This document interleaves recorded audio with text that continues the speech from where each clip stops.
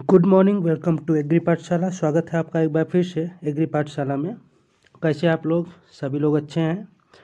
तो जो पिछली क्लास हमारी थी, जो हमारी 3 क्लासें हो चुकी हैं, मॉक 1, मॉक 2, मॉक 3, उसमें आप लोगों ने बहुत अच्छा रिस्पांस दिया, उसके लिए आपका धन्यवाद।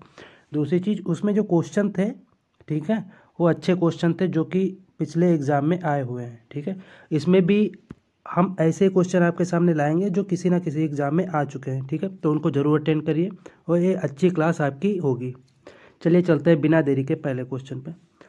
पहला क्वेश्चन है हमारा, plant nutrient micro nutrient is, जो प्लांट का, ठीक है, पौधे का जो सूक्ष्म पोषक तत्व है, सूक्ष्म पोषक तत्व है, इनमें से कौन सा है? आपको ऑप्शन दिया गया है, कार्बन है, बोरान है, मैग्नीशियम है, सल्फर है। कार्बन हो गया, बोरान हो गया, मैग्नीशियम हो गया, सल्फर हो गया। तो इसका राइट आंसर क्या हो जाएगा? बोरान इसका राइट आंसर हो जाएगा। राइट आंसर क्या होगा? बोरान इसका राइट आंसर हो जाएगा। ठीक है, अब हम थोड़ा देख लेते हैं सॉरी, जो हमारा क्लासिफिकेशन है न्यूट्रिएंट का। ठीक है, जो न्यूट्रिएंट का हमारा क्या है, क्लासिफिकेशन है, उसको देख लेते हैं। ठीक है, 3 टाइप के होते हैं न्यूट्रिएंट। क्या होते हैं? एक होते हैं हमारे मैक्रो, ठीक है, एक 2 टाइप के होते हैं। एक होते हैं हमारे माइक्रो। मैक्रो में 2 टाइप के होते हैं। ठीक है, ठीक है, मैक्रो में एक जो हमारे किससे मिलते हैं? एयर से मिलते हैं। ठीक है, मैक्रो की बात करते हैं। ठीक है, एक जो हमारे एयर से मिलते हैं, एयर एंड वाटर से सॉइल में मिलते हैं, वो कौन से होते हैं? वो हमारे होते हैं कार्बन, हाइड्रोजन, ऑक्सीजन, CHO। क्या होते हैं? CHO, carbon, hydrogen, oxygen. ठीक है, दूसरे अब बात करते हैं। ठीक है, एक होते हैं हमारे प्राइमरी होते हैं, एक होते हैं सेकेंडरी। ठीक है, प्राइमरी होते हैं, एक होते हैं सेकेंडरी। प्राइमरी में हमारा नाइट्रोजन, फास्फोरस, पोटास, NPK आ जाएगा। ठीक है, सेकेंडरी में हम बात करते हैं कैल्शियम, मैग्नीशियम और सल्फर आ जाएगा। कैल्शियम, मैग्नीशियम, सल्फर किस में आ जाएगा? ये सेकेंडरी में आ जाएगा। ठीक है, अगले हमारे आते हैं माइक्रो न्यूट्रिएंट।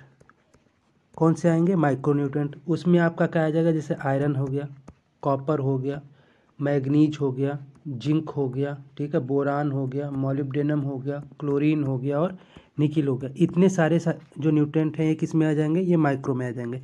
टोटल आपके 17 न्यूट्रिएंट होते हैं। कितने होते हैं? 17 होते हैं। ठीक है, अगर हम यही बात करें फंक्शनल न्यूट्रिएंट की, ठीक है, फंक्शनल न्यूट्रिएंट की बात करते हैं तो 17 तो ये होंगे। एक होंगे कोसी नाव, मतलब कोबाल्ट, सिलिकॉन, सोडियम, वेनेडियम। इससे आप कोसी नाव से याद रख सकते हैं।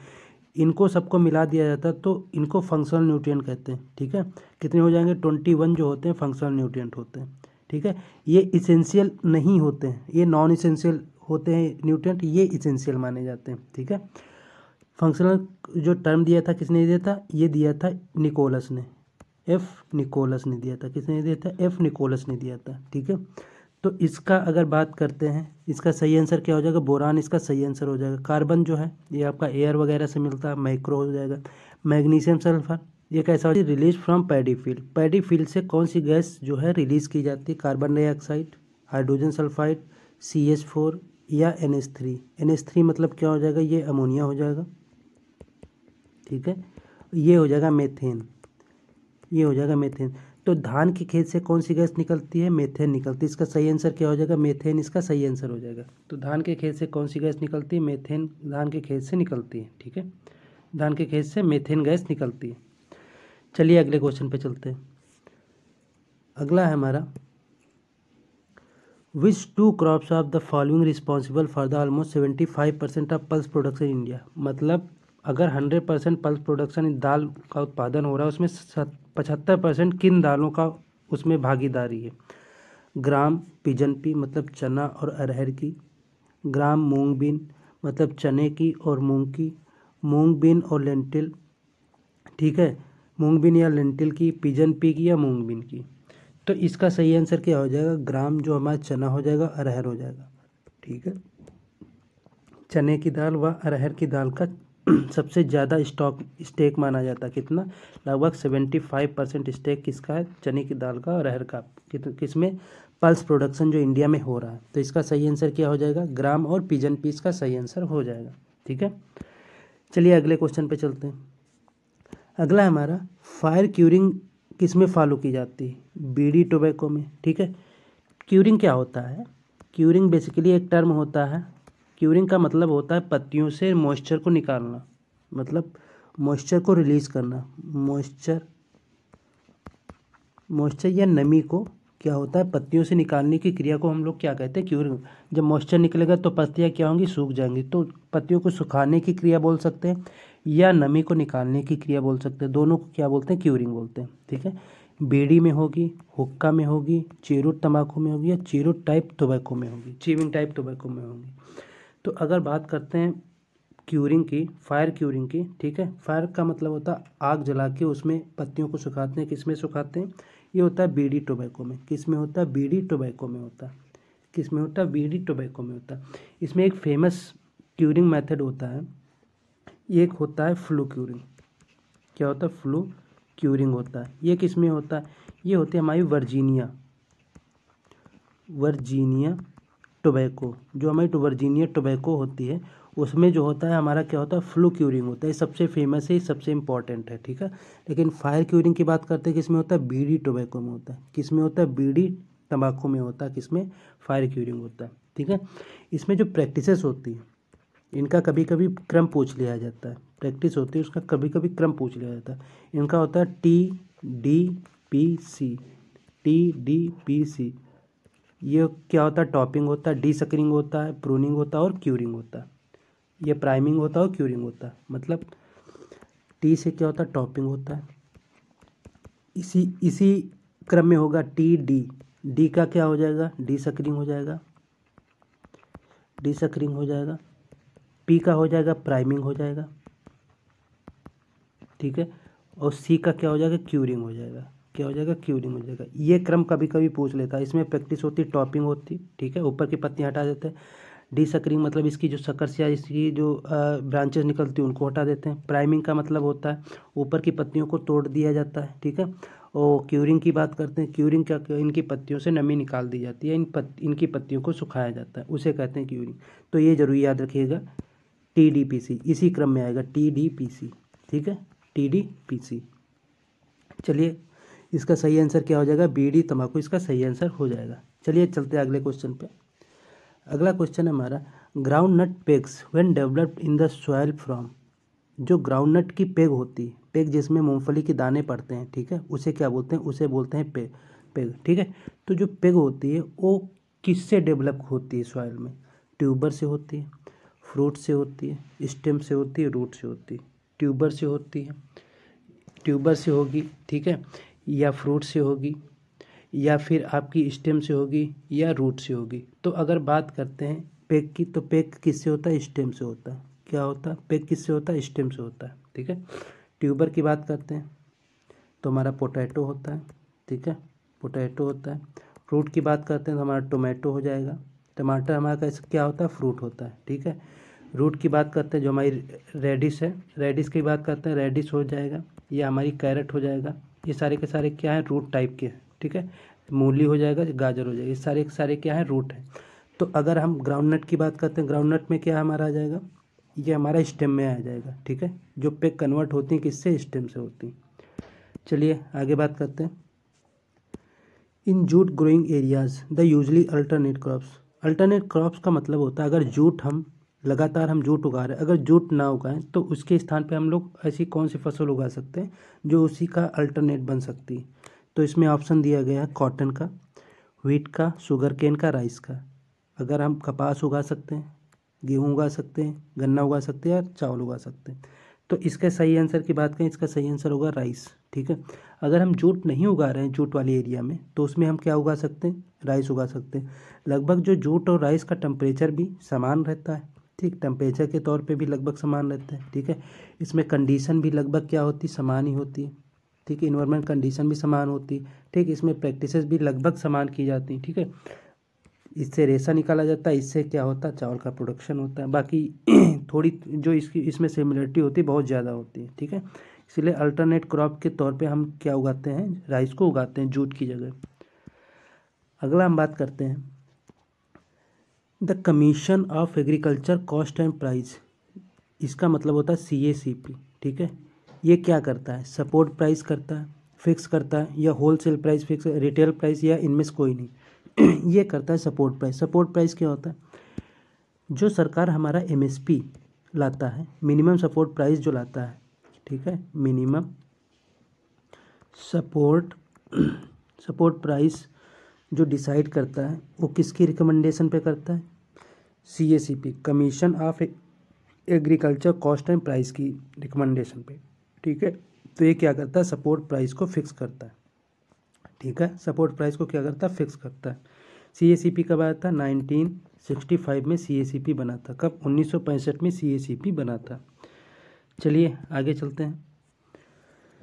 अगला हम बात करते हैं isolation distance rice is for foundation seed. अगर हम फाउंडेशन सीड की बात करते हैं, फाउंडेशन को और क्या बोलते हैं, फाउंडेशन को हम लोग मदर सीड भी बोलते हैं। क्या बोलते हैं, मदर सीड भी बोलते हैं, ठीक है।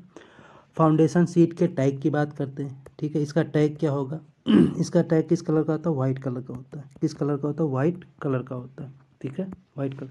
यहाँ पे हम लोग बात कर लेते हैं, तब तो आप लोग आंसर दीजिए कि आइसोलेशन डिस्टेंस जो है राइस के लिए कितना होना चाहिए।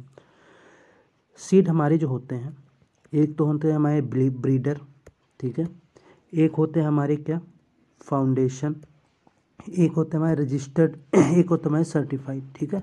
तो अगर ब्रीडर की बात करते हैं, ठीक है, तो इसके लिए कौन सा कलर होना चाहिए, सर्टिफाइड के लिए कौन सा होना चाहिए, रजिस्टर के लिए कौन सा, और फाउंडेशन के लिए कौन सा होना चाहिए। तो अगर सर्टिफाइड की बात करते हैं तो CB, छोटा भीम सुना है ना आपने, तो C और B मतलब ब्लू हो जाएगा, क्या हो जाएगा, ब्लू हो जाएगा, ठीक है। रजिस्टर की बात करते हैं, RP सिंह का नाम सुना है ना, जो एक क्रिकेटर थे, RP मतलब पर्पल हो जाएगा, क्या हो जाएगा, पर्पल हो जाएगा, ठीक है। FW की बात करते हैं, ये क्या हो जाएगा, ये वाइट हो जाएगा, क्या हो जाएगा, ये वाइट हो जाएगा, ठीक है, क्या हो जाएगा, ये वाइट हो जाएगा, ठीक है। अगर हम बात करते हैं ब्रीडर की, ठीक है, तो इसका जो सीड कलर टैग होता है, इसका आप लोग आंसर देंगे, क्योंकि ये सभी चीज़ें मैंने पिछली क्लास में या नेमरा चुंडा में बताई हैं, ठीक है। तो आप लोग कमेंट में ज़रूर बताइएगा कि ब्रीडर, ये मैं आप पे छोड़ रहा हूँ कि ब्रीडर सीड जो होता है उसका टैग कलर क्या होता है, ठीक है। नहीं बता पाएंगे, मैं आपको कमेंट कर दूंगा कि इसका ये सही आंसर है, ठीक है। इससे मुझे ये पता लगा कि आप लोग एक्चुअली जो है वीडियो देखते हैं, ऐसे स्किप नहीं कर देते, ठीक है। तो इसका आप लोग आंसर दीजिएगा। अगर हम बात करते हैं आइसोलेशन डिस्टेंस की, राइस का कितना होता है, 3 मीटर होता है। कितना होता है, 3 मीटर होता है। राइस का कितना होता है आइसोलेशन डिस्टेंस, 3 मीटर होता है, ठीक है। कितना होता है, 3 मीटर होता है, 3 गुणे 3। सर्टिफाइड और फाउंडेशन दोनों का कितना होता है, 3 होता है, 3 मीटर होता है, ठीक है। कितना होता है, 3 मीटर होता है। तो इसका सही आंसर क्या हो जाएगा, 3 मीटर इसका सही आंसर हो जाएगा। और आपको आंसर देना है ना ब्रीडर सीड के ठीक, ब्रीडर जो सीड होता है उसके टैग कलर का, ठीक है। टैग कलर कैसा होता है ब्रीडर सीड का। चलिए आगे चलते हैं।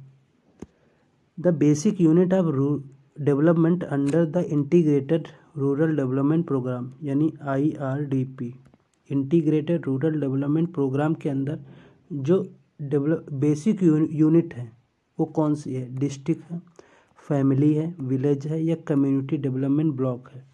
तो अगर बेसिक यूनिट की बात करें, मतलब जो सबसे छोटी यूनिट है, ठीक है, वो कौन सी हो जाएगी, वो हमारी फैमिली या परिवार हो जाएगा, परिवार हो जाएगा या फैमिली हो जाएगी। क्या हो जाएगा, परिवार हो जाएगा या फैमिली हो जाएगी। किसके अंतर्गत, इंटीग्रेटेड रूरल डेवलपमेंट के अंतर्गत, ठीक है। कौन सी हो जाएगी, फैमिली सबसे बेसिक यूनिट हो जाएगी, ठीक है। चलिए अगले क्वेश्चन पे चलते हैं। अगला क्वेश्चन है हमारा, grinning of potato result in, जो हरापन हो जाता है किसमें, आलू में, आलू का हरापन हो जाता है, वो उस क्या करता है, उसका रिजल्ट क्या होता है, उस हरेपन के कारण आलू में क्या परिवर्तन आता है। इंक्रीज हो जाता है न्यूट्रिशनल क्वालिटी, जो उसमें पोषक तत्व होते हैं उनकी गुणवत्ता बढ़ जाती है। इंक्रीज इन डिजीज रेसिस्टेंस, उसमें जो रोग प्रतिरोधक क्षमता होती है वो भी बढ़ जाती है, या इसमें रोग प्रतिरोधक क्षमता कम हो जाती है, या इसमें जो पोषक तत्व की गुणवत्ता है वो कम हो जाती है। तो इसमें जो पोषक तत्व की गुणवत्ता है वो क्या होती है, कम हो जाती है। डिक्रीज इन न्यूट्रिशनल क्वालिटी, ठीक है। ये क्यों होता है, ये ज़्यादा एक्सपोजर होता है जब सन का, ठीक है, सन का एक्सपोजर जो होता है वो ज़्यादा हो जाता है, उसी के कारण क्या होता है, ये सिनीग्रीन के कारण होता है। किसके कारण होता है, सिनीग्रीन के कारण होता है कि हरापन आलू में किसके कारण होता है? सिनिग्रीन का। ये क्यों होता है? क्योंकि सन का ज़्यादा एक्सपोजर हो जाता है, इसीलिए आलू का हरापन होता है, ग्रीनिंग होता है। इससे क्या होता है? इससे जो जिसकी न्यूट्रिशनल या जो पोषक तत्व होते हैं उनकी गुणवत्ता जो होती है क्या होती है? कमी हो जाती है। चलिए अगले क्वेश्चन पे चलते हैं। अगला क्वेश्चन है हमारा, which is the saturated fatty acid of the following. निम्न में से सेचुरेटेड जो संतृप्त वसीय अम्ल फैटी एसिड जो संतृप्त वसीय अम्ल है इनमें से कौन सा है? Stearic acid, arachidonic acid, oleic acid, linolenic acid. तो अगर बात करते हैं इसके सही आंसर की, तो सही आंसर इसका होगा स्टीयरिक एसिड। ठीक है, स्टीयरिक एसिड इसका सही आंसर होगा। ठीक है, तो अगर सेचुरेटेड फैटी एसिड की बात करते हैं तो स्टीयरिक एसिड क्या होता है? सेचुरेटेड फैटी एसिड होता है। ठीक है, ये क्या होते हैं? ये अनसेचुरेटेड होते हैं। क्या होते हैं? अनसेचुरेटेड फैटी एसिड होते हैं। अनसेचुरेटेड फैटी एसिड होते हैं। ठीक है, सेचुरेटेड कौन होगा? Stearic acid saturated fatty acid होता है। ठीक है, अगला क्वेश्चन है हमारा, iron is a important component. जो हमारा लॉ एस्क होता है या आयरन होता है, Fe होता है, वो इम्पॉर्टेंट कंपोनेंट किसका है? सीरोहेम का है, फेराडॉक्सिन का है, साइटोक्रोम का है या सभी का है? सीरोहेम का है, फेराडॉक्सिन का है या साइटोक्रोम का है या सभी का है? तो अगर बात करते हैं इसके सही आंसर की, इसका सही आंसर होगा साइटोक्रोम। ठीक है, साइटोक्रोम का जो आयरन होता है ये इम्पॉर्टेंट कंपोनेंट होता है। क्या होता है? इम्पॉर्टेंट कंपोनेंट होता है या अवयव होता है। हिंदी में क्या बोलेंगे? अवयव होता है। ठीक है, महत्वपूर्ण अवयव होता है किसका? साइटोक्रोम का। कौन? आयरन। ठीक है, तो इसका सही आंसर क्या हो जाएगा? साइटोक्रोम इसका सही आंसर हो जाएगा। नेक्स्ट हम बात करते हैं, which of the following is a commercial crop. निम्न में से जो कॉमर्शियल व्यावसायिक क्रॉप है कौन सी है? ठीक है, कॉटन हो जाएगा, बाजरा हो जाएगा, ज्वार हो जाएगा, पैडी हो जाएगा। कॉटन, ज्वार, बाजरा, इनमें से व्यावसायिक क्रॉप कौन सी? हम ज्वार उगाते हैं, खुद के लिए कंजप्शन के लिए यूज़ कर लेते हैं। ठीक है, तो ये कॉमर्शियल नहीं है। ज्वार भी हम खुद के लिए या जानवरों के फॉडर के लिए कंजर्वेशन उनके कंजप्शन के लिए कर लेते हैं, ये भी कॉमर्शियल नहीं है। पैडी भी कॉमर्शियल नहीं, क्योंकि इसका खुद हम कॉटन को करते हैं।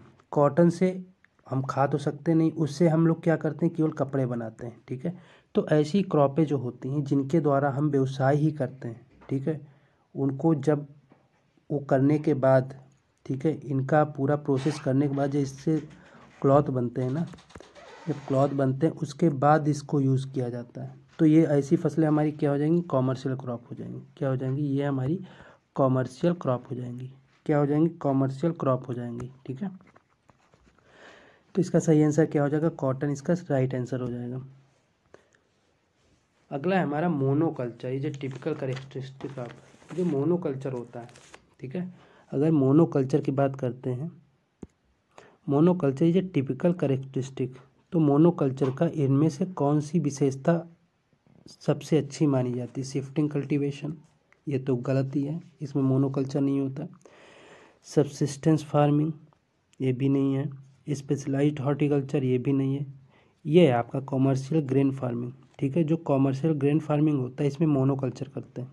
ठीक है, मोनोकल्चर करते हैं। मोनोकल्चर का मतलब ये होता है कि बार बार एक ही प्रैक्टिस, एक ही कर्षण क्रियाएं उसी फील्ड में या उसी फसल में की जा रही हैं, तो उसे कहते हैं मोनोकल्चर। मोनो का मतलब होता है एक सिंगल, ठीक है, एक ही टाइप की या एक सिंगल प्रकार की कर्षण क्रियाएं, उसे कहते हैं मोनोकल्चर। ठीक है, मान लो हमें ग्रेन उगाना है, ठीक है, तो जो हमने पिछली बार जो भी कर्षण क्रियाएं की थी सीड प्रोडक्शन में या ग्रेन उगाने में या दाना उगाने में, तो वही तो हम इस बार भी करेंगे ना, क्योंकि हमें दाना ही उगाना है। अगर हम शिफ्टिंग की बात करते हैं, शिफ्टिंग का मतलब होता है जगह जगह पे एक जगह पे हमने खेती कर लिया, अगली बार दूसरी जगह पे कर रहे हैं, तो वहाँ पे जो कल्चर हो गया, कर्षण क्रिया होंगी, वो क्या होंगी? चेंज हो जाएंगी। तो इसमें तो होगा नहीं। सब्सिस्टेंस फार्मिंग में भी यही होता है। ठीक है, स्पेशलाइज्ड फार्मिंग में भी यही होता है। ठीक है, सबसे जो इसमें बेस्ट जो इसका ऑब्जेक्टिव है या करेक्टर है कौन सा है? Commercial grain farming. ठीक है, तो जो हमने पिछली क्रॉप में या पिछली बार में जो हमने कर्षण क्रियाएं की थी कि इसमें ग्रेन को उगाने में, दाना को बनाने में, वही तो इस बार भी करेंगे ना। तो इस सबसे अच्छी जो करेक्टर होगा कौन सा होगा, कॉमर्शियल ग्रेन फार्मिंग होगा, जो आपके ऑप्शन में दिया हुआ है। ठीक है, इसका सही आंसर क्या हो जाएगा, कॉमर्शियल ग्रेन फार्मिंग। अगला क्वेश्चन हमारा, which crop require water logging for its cultivation. ये कहा जा रहा है इनमें से कौन सी ऐसी फसल है, ठीक है, जो अपनी जिसकी खेती करने के लिए हम उसे क्या होता है, उसे जल भराव की स्थिति जो है, जल भराव की स्थिति जो है उसको पसंद आती है, या उसमें जल भराव की स्थिति पैदा की जाती है। टी में, चाय में, टी मतलब चाय हो जाएगा, कॉफ़ी हो जाएगा, ठीक है, राइस हो जाएगा जिसे हम क्या बोलते हैं, चावल या धान बोलते हैं, मस्टर्ड हो जाएगा जिसे हम क्या बोलते हैं, सरसों बोलते हैं। ठीक है, तो इसका सही आंसर क्या हो जाएगा, राइस हो जाएगा, क्योंकि राइस में, ठीक है, सबसे ज़्यादा वाटर रिक्वायरमेंट होती है। क्या होती है, वाटर रिक्वायरमेंट क्या होती है, सबसे ज़्यादा होती है। तो इसमें जल भराव की स्थिति भी सबसे ज़्यादा होगी। तो जो राइस का कल्टीवेशन होता है उसमें जल भराव की स्थिति पैदा की जाती है। ठीक है, इसका सही आंसर क्या हो जाएगा, राइस या चावल इसका सही आंसर हो जाएगा। नेक्स्ट हमारा सॉरी, एग्रोनॉमी जो branch of agriculture that deals with, जो एग्रोनॉमी की ब्रांच, एग्रीकल्चर की ब्रांच है एग्रोनॉमी, ठीक है, उसकी जो अगर डिफिनेशन कह लें, परिभाषा क्या है, या निम्न में से जो आपको ऑप्शन दिए गए हैं उनमें से कौन सही बैठता है। ठीक है, ब्रीडिंग ऑफ क्रॉप प्लांट, ये तो बिल्कुल नहीं होगा। ये किस में ये होता है प्लांट ब्रीडिंग में। क्या होता है, प्लांट ब्रीडिंग में होता है। ठीक है, प्रिंसिपल ऑफ फील्ड मैनेजमेंट, ये भी नहीं होगा। Principle and practice of crop production, protection of crops and disease and pest, ये तो पैथोलॉजी में होता है। ठीक है, तो सबसे सही आंसर क्या हो जाएगा, principle and practice of crop production.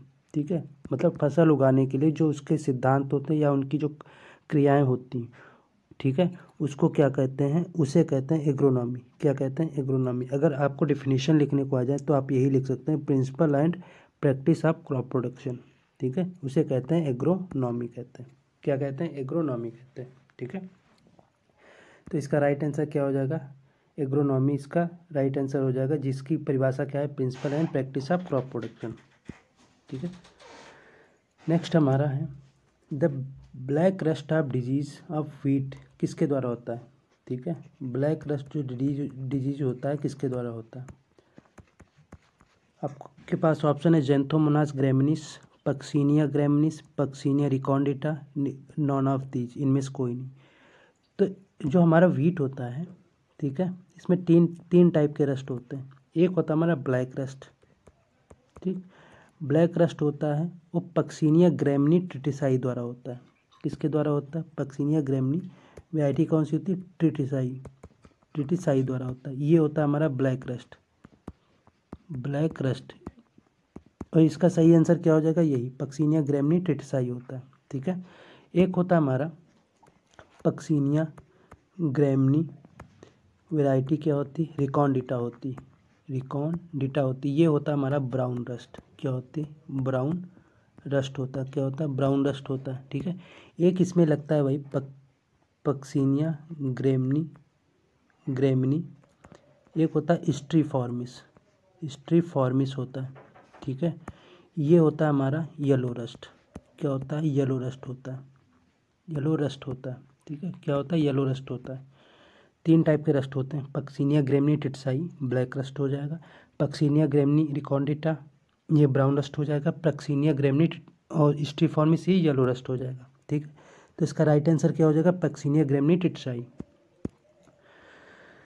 आज आपके क्वेश्चन यहीं पे समाप्त होते हैं। ठीक है, तो उम्मीद है क्लास आपको अच्छी लगी होगी, और जो हमारी क्लास हुई है, ठीक है, MCQ क्लास है जो सुंडा की, उसे भी अटेंड करते रहिए, और ये क्लास भी अटेंड करिए। इसमें वही क्वेश्चन है जो आपके पिछले एग्जाम में किसी न किसी एग्जाम में आए हुए हैं। ठीक है, तो उम्मीद है क्लास आपको अच्छी लगी होगी। इसे शेयर लाइक ज़रूर करते रहिए।